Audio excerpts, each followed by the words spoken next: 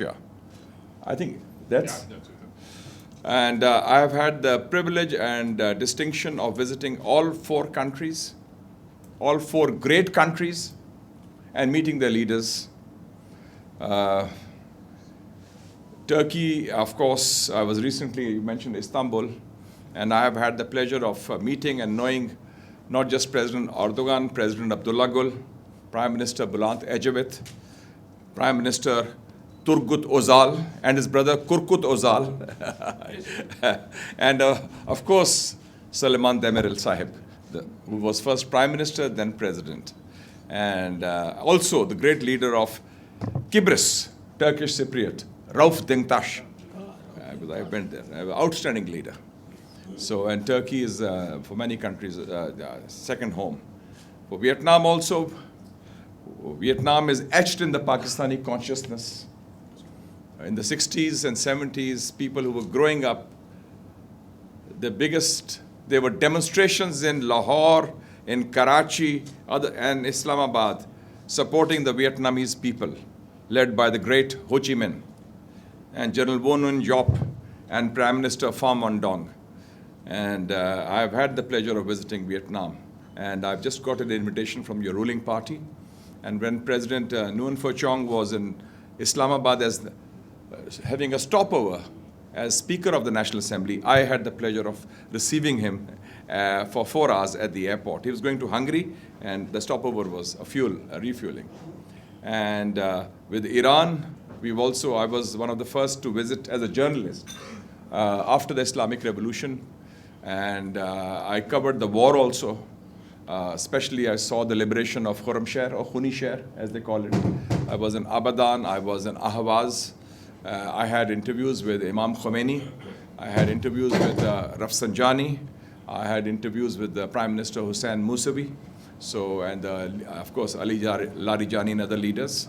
And with Russia also. Yesterday at the conference, we had a very good Russian representative, Professor Irina Serenko, from the Institute of Oriental Studies, which I visited as a journalist in 1985 in the height of the Cold War. And I was hosted by Ambassador Mikhail Kapitsa, who had been serving as ambassador of the Soviet Union to Pakistan in the 60s.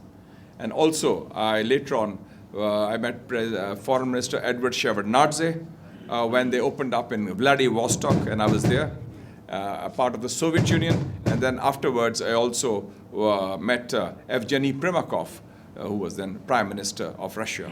A brilliant person. He was a former journalist, spoke Arabic, and he was Pravda's correspondent in Cairo also.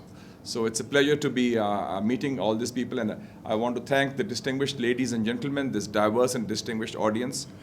We are living in times of turbulence and transformation. It's a very historic period in world history. And recently I was struck by statements issued by different world leaders, which are pointers to this new reality that we are facing. I saw a statement of President Biden on 12th October when he launched the National Security Strategy, and he said, this is going to be the decisive decade. Then I saw the statement of President Putin on 27th October at the Valdai Club in Moscow, where he talked that this is the most dangerous decade after the Second World War. This is the word he used. And then I saw the statement of President Xi Jinping, and he referred to once-in-a-century changes that are shaking up the world during his speech to the 20th Congress of the Communist Party of China. And then I just saw recently a very good article, and I'll recommend it, maybe I'll send it to you. It's in the American publication Foreign Affairs by the Chancellor of Germany, Olaf Scholz. And he talks of the global Zeitenwende. That's a German term. He uses that, which means a historic turning point. So what are we talking about in that context? And I think that is extremely important to understand the global context. But before I go into that, since we are having this event in Karachi in 2022, which is 75 years of the independence of Pakistan, I would like to also briefly mention what was the vision of the founding fathers of Pakistan? What did they have in mind of this state which emerged on the map, which did not exist before? Allama Iqbal, of course, did not see his dream coming into reality. But it was 90 years ago when Allama Iqbal, the great poet of the East, talked of, "Dekh mashriq se ubarte hue suraj ko dekh." See the sun rising in the east. He talked of the rise and resurgence of Asia. And he also talked of the rise of China. 90 years ago, he predicted that. Gara khab chini sambalne lage, Himalaya ke chashme ubhalne lage, gaya daur sarmayadari gaya, tamasha dikha ke madari gaya. The rise of China was predicted. So this was the vision of Allama Iqbal, who was a great supporter of the Palestine cause, the Kashmir cause. Quaid-e-Azam Muhammad Ali Jinnah, in his first interview with a foreign journalist, published in the Life magazine, which is the American magazine, 5th of January 1948, it's a cover story. He gave to an American journalist, a lady called Margaret Bork White. The interview was in October 47. And October 47, as we know from history, Pakistan is at war with India. We hardly have a state or a bureaucracy and army. There is an influx of refugees, an exodus of people, 10 million people, exchange of population. A war in Kashmir. India is holding up our money. And she asked the Quaid, what is the future of Pakistan? What is Pakistan's role going to be? And the Quaid, with confidence, with clarity, with an amazing vision, because he's probably one of the greatest statesmen of the Muslim statesmen of the 20th century. And he said, look here, Pakistan is the pivot of the world placed on the frontier where the future geopolitics of the world revolves. Wow. With that confidence, and that is our role has been mentioned there. And Qaid-e-Millat Liaquat Ali Khan, when he went on his famous visit to United States of America with Begum Rana Liaquat Ali Khan in May 1950, he addressed the American Congress, he made speeches, and there's a compendium of his speeches which has been published with a foreword written by the top American journalist of the time, Walter Lippmann. And the speech, the booklet is titled, Pakistan, the Heart of Asia. This is 1950. Now we have Heart of Asia conferences in Istanbul, in different parts of Asia. Heart of Asia. So the vision of Pakistan was not that it's a country confined only to this area, this region. It's a larger vision. And that is why Quaid-e-Azam spoke about Palestine, spoke about Indonesia, the War of Liberation, supported the Maghreb, the countries, North African countries, Kashmir. And when Mustafa Kemal Atatürk, the great statesman of Turkey, died in October 38, he told the Muslims of South Asia, today it is a day of national mourning.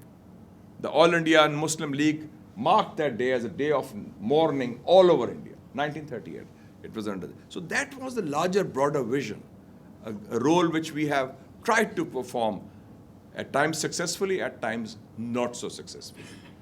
But when we talk of the global changes, I think which are impacting on us, I will sum it up for our region in 3 R's. The retrenchment of American power in the Muslim world, broader Middle East,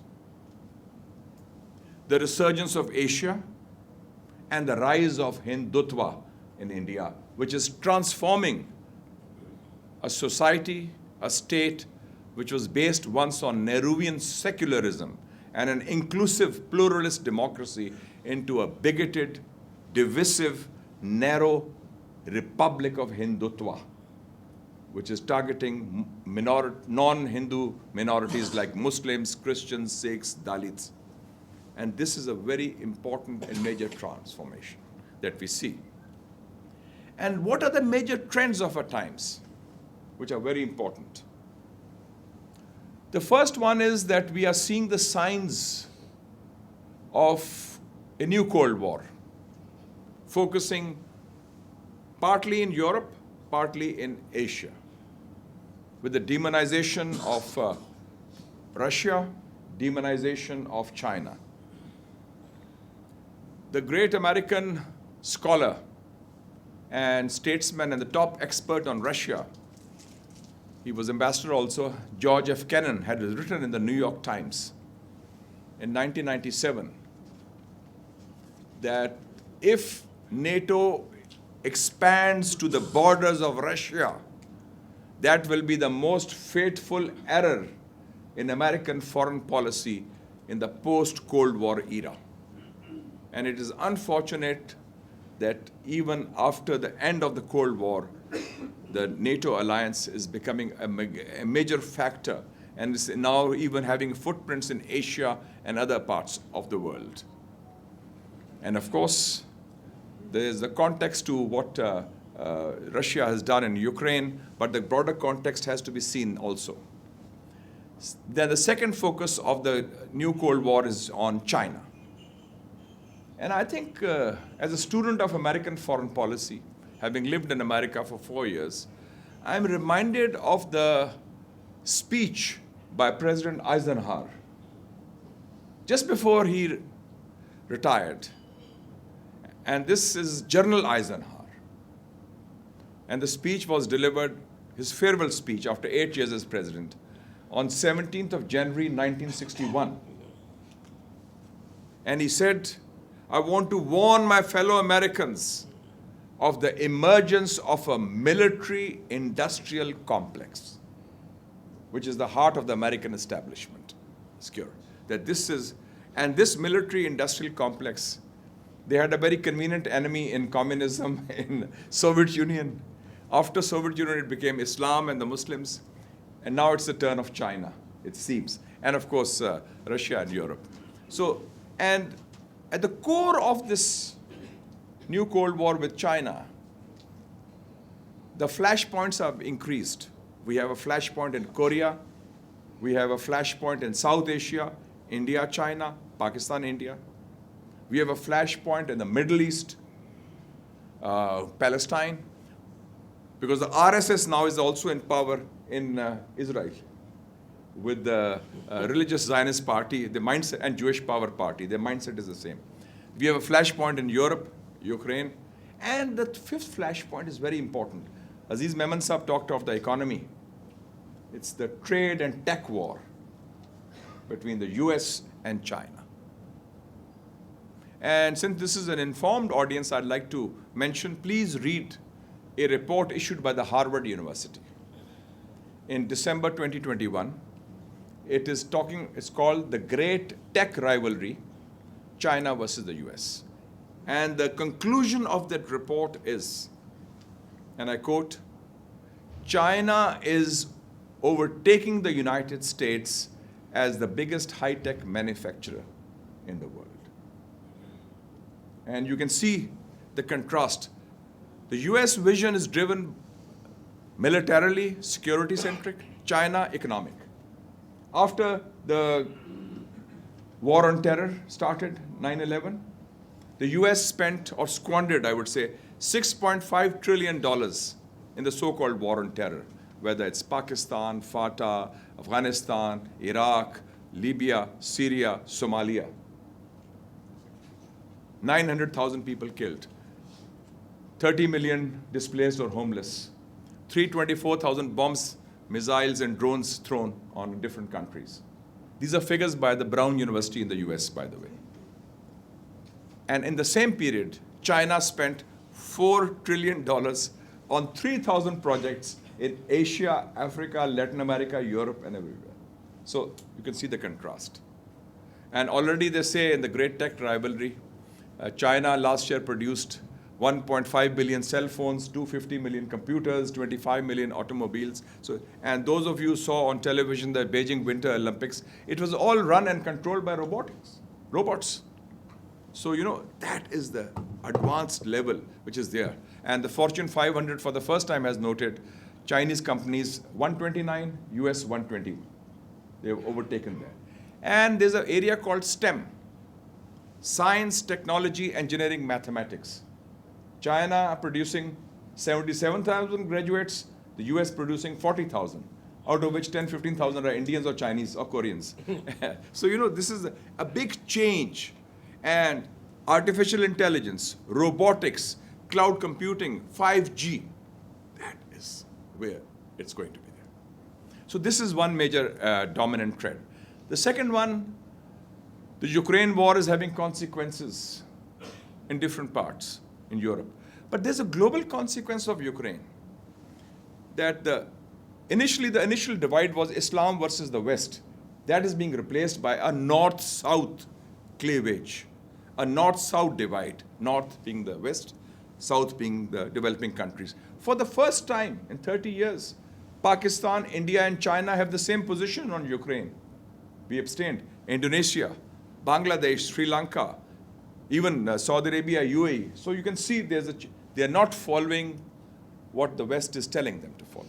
And I think the biggest expression of that is the recent visit of Xi Jinping to Saudi Arabia, which I think is a very important turning point.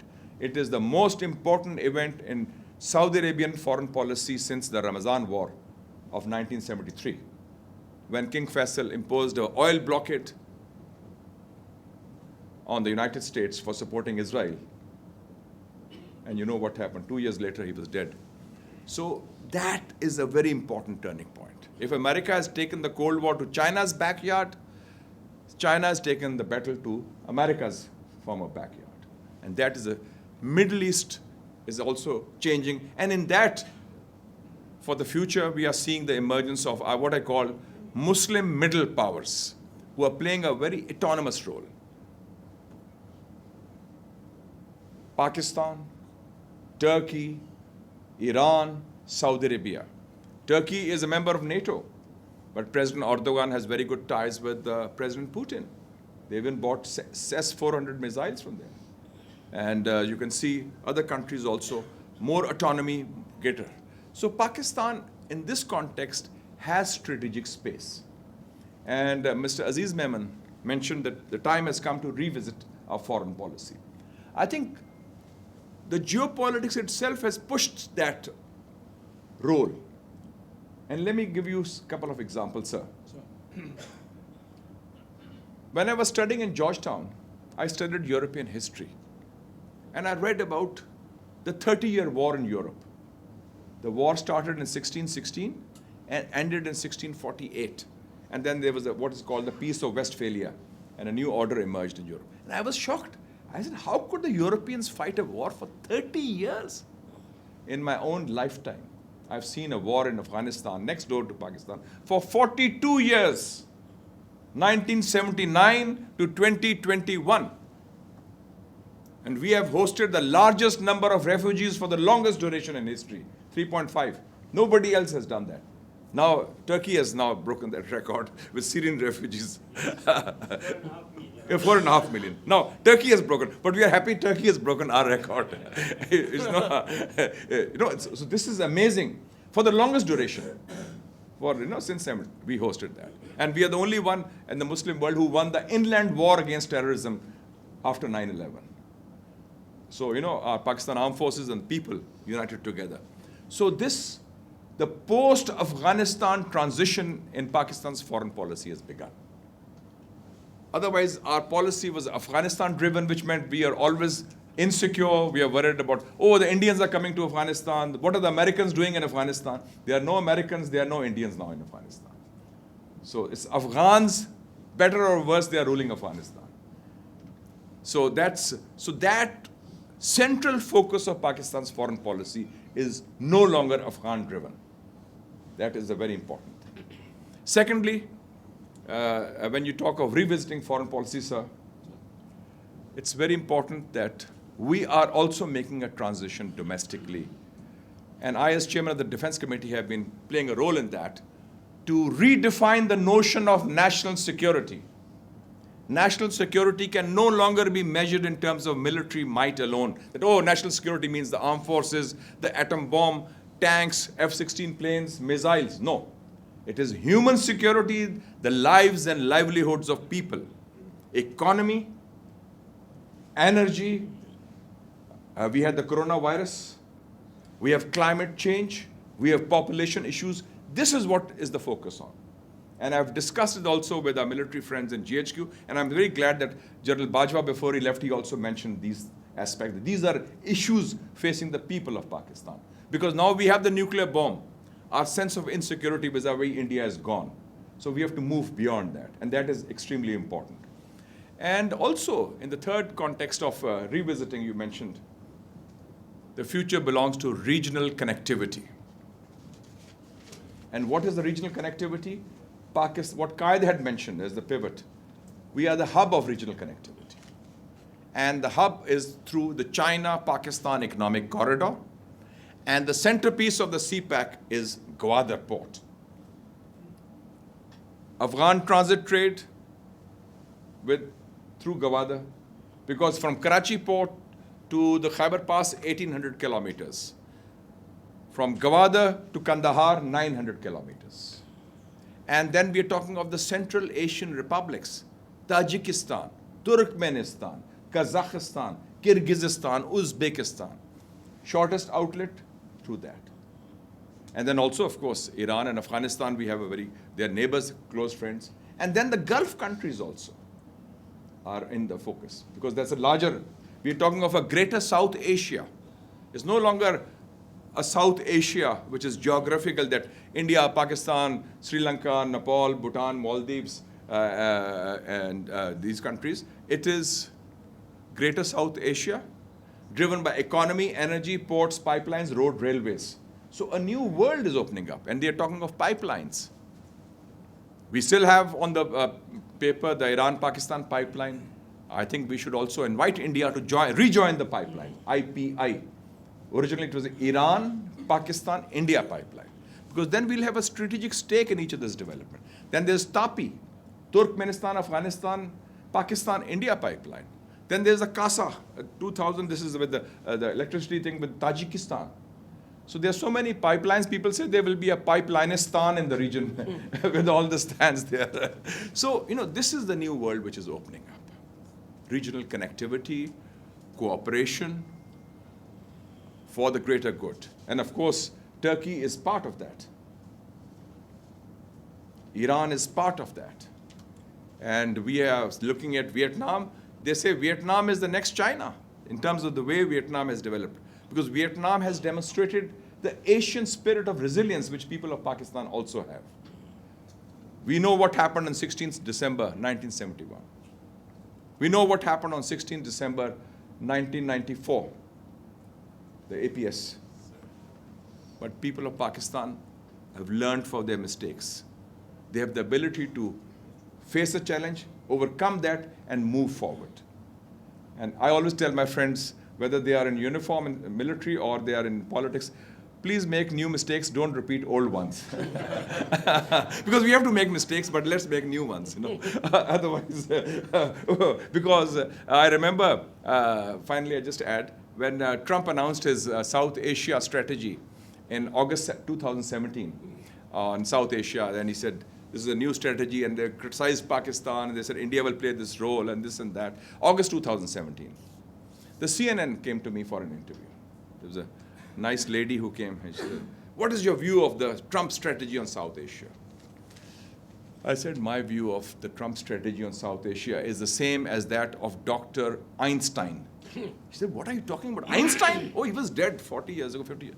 I said, Einstein said, doing the same thing over and over again and expecting a different outcome is either insanity or stupidity. She said, what should we do then? What should the US do?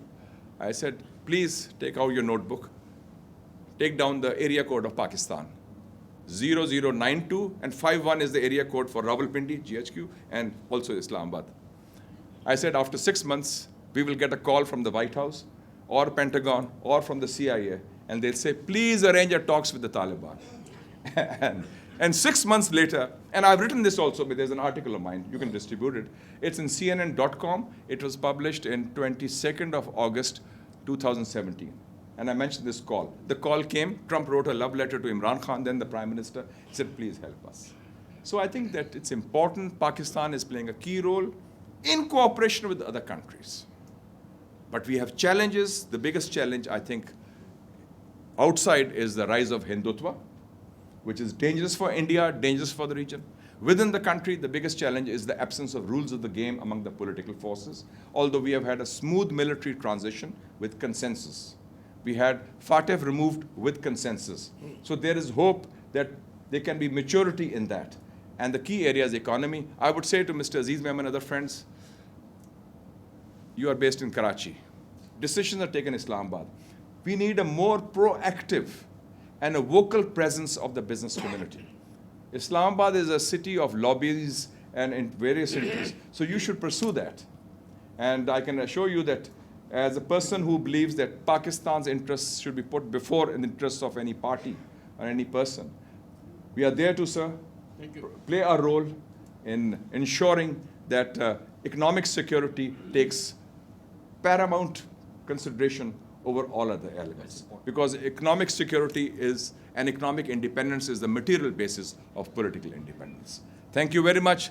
It's a pleasure to be talking to you, and I look forward to your comments. Thank you, sir. Before we go further, Sir. one is regarding the foreign policy and Pakistan's position in the world. I think after a long time, I heard positive news, and that's emboldened me, that we can do things. And I always end my speeches when no one can do it, Pakistan can. Of course. Second thing that I will request you is, you've been giving lectures. You have to give a training by the president. Members who can ask questions, raise your hand. I'll take one question from one side. We have a red table there.